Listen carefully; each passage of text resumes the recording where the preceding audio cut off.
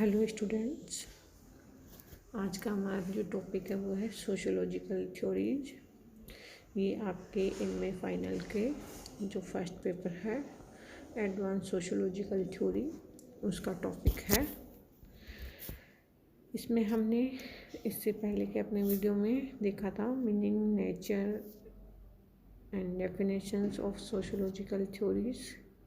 अब आज हम देखेंगे कि जो major types of sociological theory, जिसमें हम स्क्रीन पर देख रहे हैं एक डायग्राम जो है कि जिसमें सोशियोलॉजिकल थ्योरीज को मेनली सोशियोलॉजी में हमने दो भागों में बांट रखा है। पहला है मैक्रो सोशियोलॉजी और दूसरा है माइक्रो सोशियोलॉजी। जैसा कि हमके इनके नाम से ही पता चल रहा है, मैक्रो यानी बड़ा और माइक्रो यानी छोटा, स्मॉल।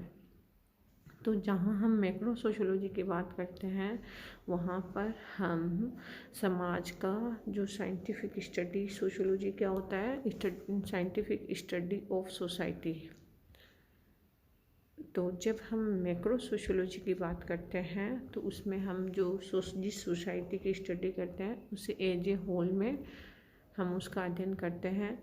वहीं माइक्रो सोशियोलॉजी की जब हम बात करते हैं तो वहाँ पर हम जो समाज का अध्ययन है इंडिविजुअल व्यक्ति के आधार पर करते हैं कि समाज में एक व्यक्ति का क्या भूमिका है, क्या रोल है, वो किस प्रकार समाज को में कार्य करता है और समाज को एक दिशा प्रदान करता है।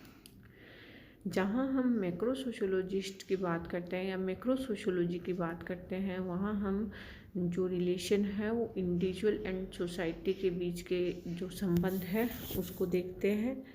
तो उससे जो हमारा फॉर्म निकलती है वो स्ट्रक्चरलिज्म की होती है, जिसमें हम एक स्ट्रक्चर को इंडिविजुअल से ऊपर मानते हैं। स्ट्रक्चर ही इंडिविजुअल को गवर्न करता है या उस सोसाइटी को सेफ देता है, ना कि इंडिविजुअल। और जहाँ मैक्रो सोशियोलॉजिस्ट होते हैं, वो जो माइक्रो सोशियोलॉजी की बात करते हैं, उनका मानना है कि जो ये सोशल एक्शन की बात करते हैं, इसमें मुख्य रूप से सर्वप्रथम मैक्स वेबर का कार्य है। उनका मानना था कि जो इंडिविजुअल है, व्यक्ति है, उसके द्वारा भी समाज को प्रभावित किया जाता है और वो समाज को प्रभावित करने की क्षमता रखता है और उसको एक दिशा भी प्रदान करता है। वहीं स्ट्रक्चरलिस्ट होते हैं या मैक्रो सोशियोलॉजिस्ट होते हैं, वो स्ट्रक्चर को महत्वपूर्ण मानते हैं।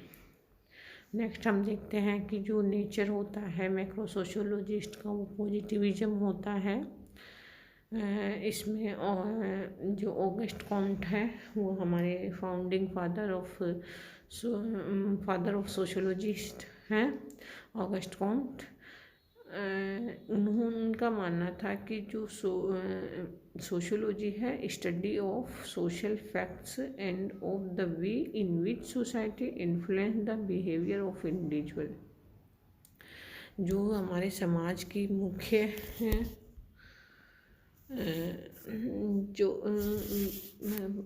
ऑगस्ट कॉम्ट थे, वो उनका मानना था कि जो सोसाइटी है, जो सोशियोलॉजी है, वो मेजर रूप से जो सोशल फैक्ट्स होते हैं, जो हमारे सामाजिक मूल्य होते हैं, सामाजिक सिद्धांत होते हैं, हमारे जो कल्चर होता है, जो मेजर सोशल स्ट्रक्चर्स होती है, वो समाज को प्रभावित करती है, इंडिविजुअल को प्रभावित करती है और वही समाज को गवर्न करती है, सोसाइटी को गवर्न करती है। इनमें जो मुख्य रूप से दो पर्सपेक्टिव्स है वो है कन्फ्लिक्ट, जिसमें हम मार्क्सिज्म और कंसेंसस फंक्शनलिज्म को माना जाता है। और इधर जो माइक्रो सोशियोलॉजिस्ट है उसमें हम फिनोमिनोलॉजी को और सिम्बॉलिक इंटरेक्शनिज्म और एथनोमिथोलॉजी को जानते हैं, को मानते हैं। वो इस माइक्रो सोशियोलॉजिस्ट के पक्षधर रहे हैं। वही मार्क्सिस्ट और फंक्शनलिस्ट थे, वो स्ट्रक्चरलिज्म के, पॉजिटिविज्म के पक्षधर रहे हैं। मार्क्सिस्ट में ग्राम्सी, विलियम्स और जो फंक्शनलिस्ट थे उसमें दुर्खिम और पार्सन्स का काम प्रमुख है। मार्क्सिस्ट वो दो प्रकार के थे, एक तो थे ह्यूमनिस्ट मार्क्सिस्ट और दूसरे थे स्ट्रक्चरल मार्क्सिस्ट। ह्यूमनिस्टिक मार्क्सिस्ट थे उसमें हम ग्रामसी और विलियम्स की बात करते हैं। वहीं जो स्ट्रक्चरल मार्क्सिस्ट थे उसमें हम अल्थुजर की बात करते हैं। और फिनोमिनोलॉजी की जो कंसेप्ट है वो सूज के द्वारा दी गई थी। और ये फिनोमिनोलॉजी होती है वो व्यक्ति को समाज से अधिक महत्वपूर्ण मानता है और व्यक्ति के अध्ययन पर उसके द्वारा समाज को प्रभावित करने के अध्ययन पर ध्यान देता है। वही जो सिंबॉलिक इंटरेक्शनिज्म